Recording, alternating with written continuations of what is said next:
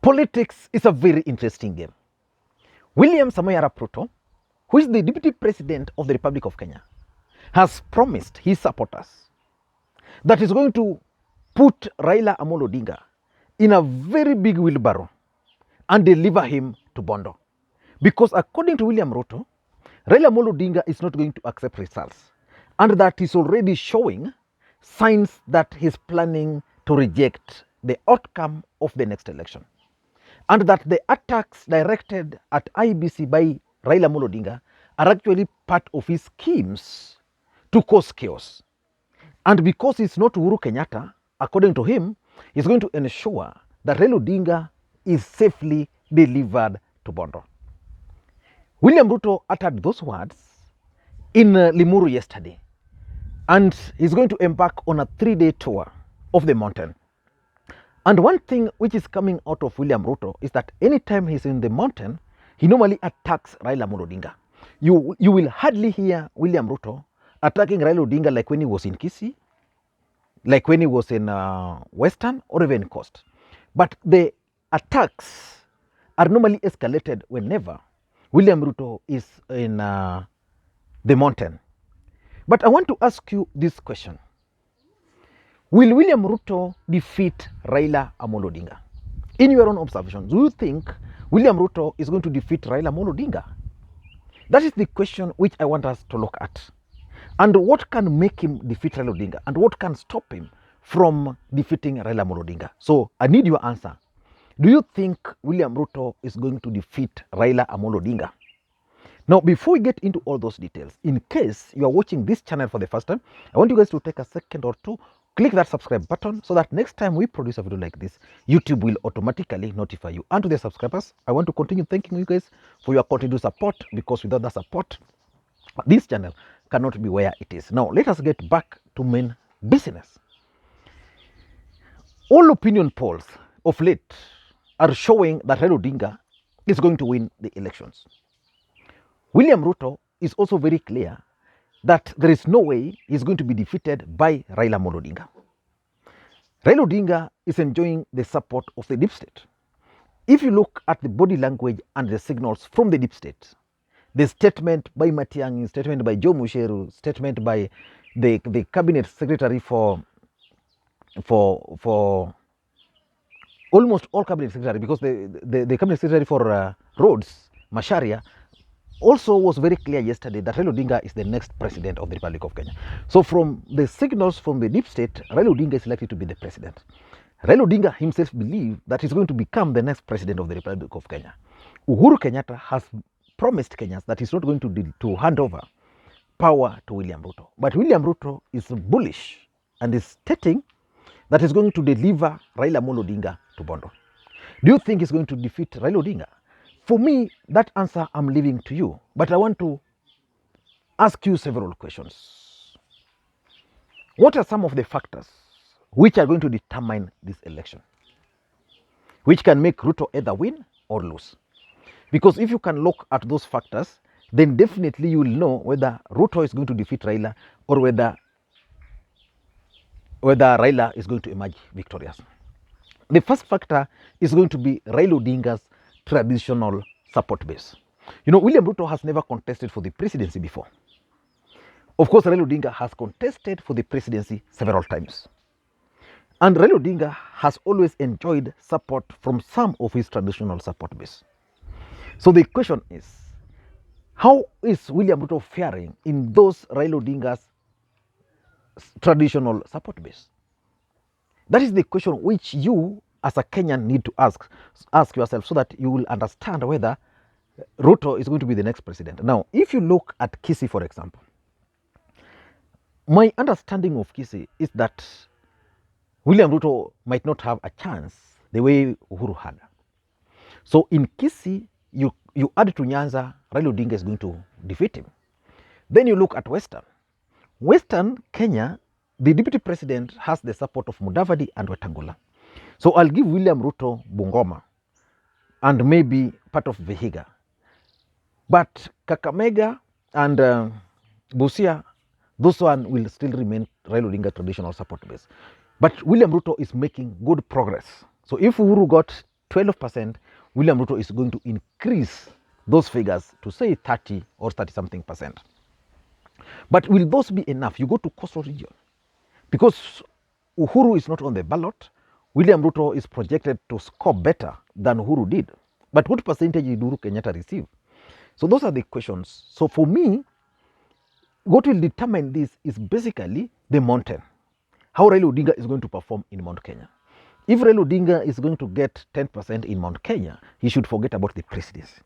If he's going to get 20% in Mount Kenya, he should forget about presidency. Raila Odinga should get or should aim at 35% of the votes in the mountain and above. Because if you look at Ukambani, that Ukambani voting bloc is now going to fully support Raila Odinga. Now, if you go to the northeastern Kenya, which voted for President Uhuru Kenyatta in the last election, they are fully going to vote for Raila Odinga. So I don't see how Ruto's gain will not be cancelled by Raila Odinga's gain in the mountain, again in places like northeastern.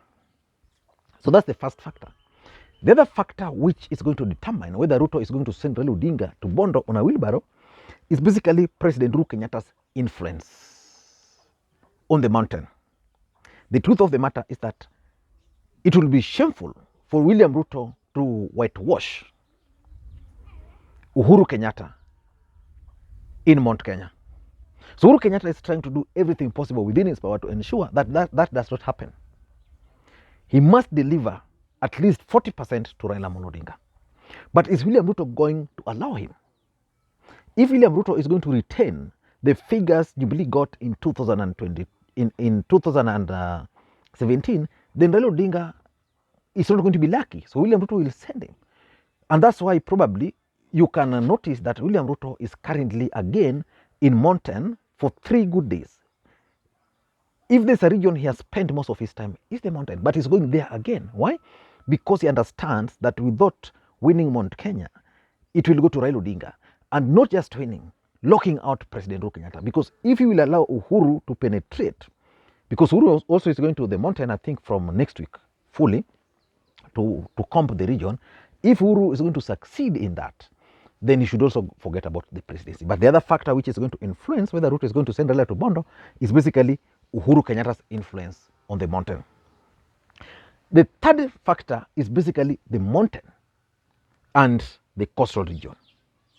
Now, these are regions which have always voted for Raila Odinga. William Ruto, after the last election, had a clear strategy on how he was going to become the next president of the Republic of Kenya. That strategy was very simple. Go to the mountain, consolidate Rift Valley, then go to coast and western and fight with Raila Odinga. William Ruto has gained in those regions, but are those gains enough to stop Raila Odinga's surge in the mountain? Because remember, mountain is where the votes are. So those are the questions. So Western Kenya and coastal region. I've been looking at William Ruto's team and their projections of the coast. They believe that they're going to win in Kwale. They believe that they're going to win in Lamu. They believe that they are going to perform well in Tana River. They believe that in Kilifi they are going to win. They also believe that in Mombasa, Raila Odinga is going to win, but they are going to be there. That is their projection. But for me, I don't agree with that, their projection.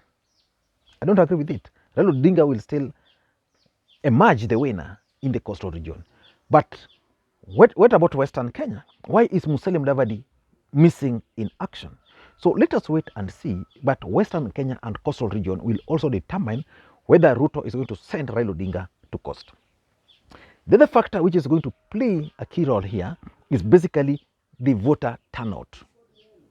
The turnout, especially into the mountain, is going to determine whether Ruto is going to win. Now, if you look at the last election, the turnout in the mountain was so high. They inflated the figures. Apart from inflating the figures, they deflated Raila Odinga's figures. William Ruto is going into this election, but without the support of President Uhuru Kenyatta. So which means we might not see that excitement we saw in 2013 and 2017 in the mountain, because they don't have their candidate there. So they're supporting Ruto, but not really, like in the last 2 elections, in 2013, majority of the mountain left hospital beds to go and cast their votes because they didn't want the presidency to leave Kibaki.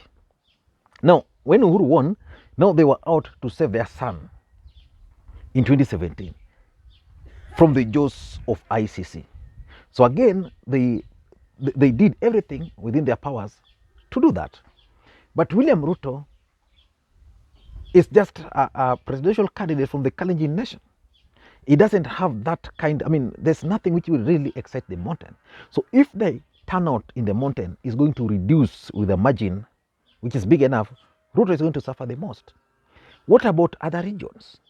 So the turnout in this election is also going to determine whether Ruto is going to succeed. And the other factor which is also very important is the youth voting bloc. Who are the Kenyan youths going to vote for? Are they going to vote for Raila Odinga as their father? Or are they going to vote for William Ruto as someone they resonate well with? Or are they going to vote for Wajakoya the fifth because of the message he's delivering? So if the youth of this country are going to turn up in large numbers and say majority in Nyanza are going to turn up and say, okay, sisi tumechoka na Buddha, we are going for the hustler, it will be game changer. If the youths in Western Kenya are going to say, we've supported this old man, Mzee, for a long time, now it is time to vote for Ruto. If the voting pattern of the youths will not be similar to the voting patterns of their tribes, then it will determine whether Ruto is going to become the next president or not. And lastly, is international influence or international networks. So the question is simple.